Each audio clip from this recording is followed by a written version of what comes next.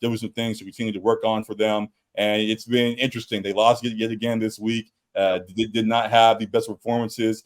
Blew a game that we all thought they would win, and they Nope. just I had them losing. So oh, you had them losing, but folks, again, them being the Chargers and having the piece that they have, we thought they should start. They should be 0-2 is at least what I'm trying to say. So, with that being the case, there have been a lot of talks about Staley yet again. The question is, with him, have the Chargers gone stale already? Has this team done with Staley? Do they need to be done with Staley? Has this team still not gotten over with the loss from last year? Though Staley said that they have, there clearly is a carryover in some regard from just who the Chargers have been for some time now. So again, to you, Alec, have the Chargers gone stale already this season?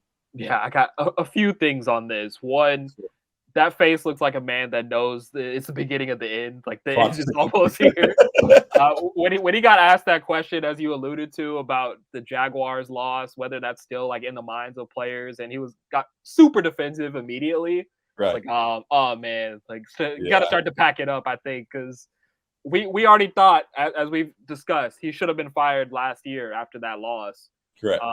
And it's a very, very real possibility that they are 0-3 after this week playing the Vikings. Right. I think if they are 0-3, I'm like 80% sure he gets fired after just the 3 weeks.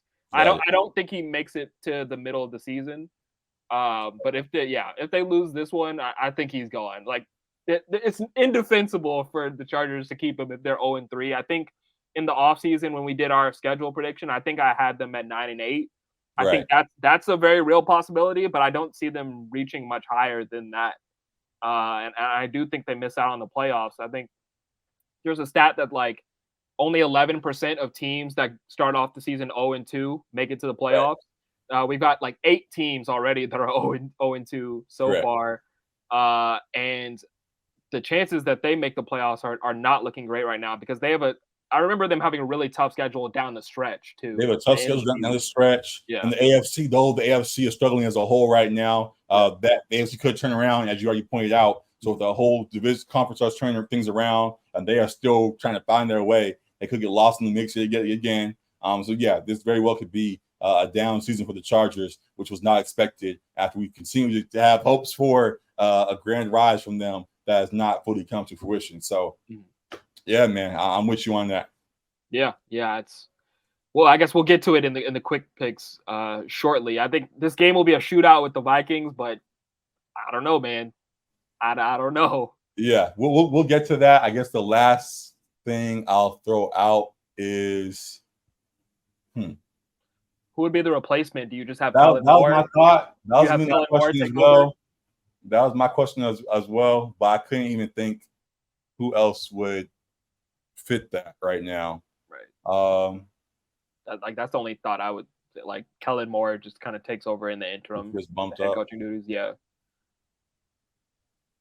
He's supposed to be the defensive mind, and the defense is not good. And they have they have some good players on the defense. Yeah. It's like I don't understand what the issue is here with the Chargers. And close games, they cannot figure out how to win these close games. Mm-hmm.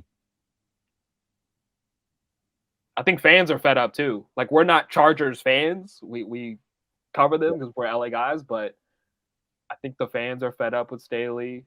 I think some of the players, like Eckler, talked after the first game. The first thing he mentioned was coaching needed to be better. Then he said the players could be better. That would be my next question. As much as that is the case, all odds, whenever something goes wrong, goes pretty much immediately straight to Staley. Like, okay, Staley's the issue. Should more blame actually be put on the players right now?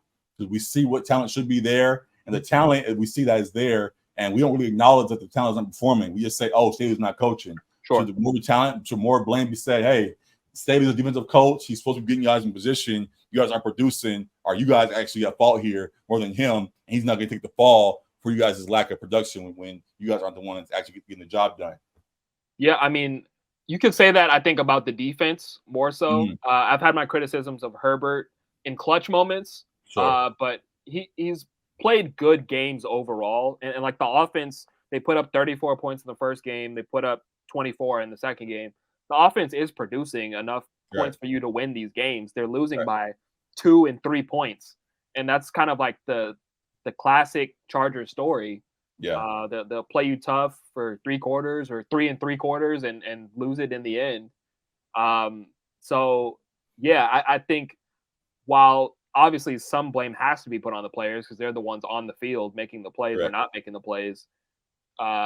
When the wrong guy is at the head of the ship, like there's only going to be so much you can like do in the end. When you need all pieces to be working in unison, especially in the NFL.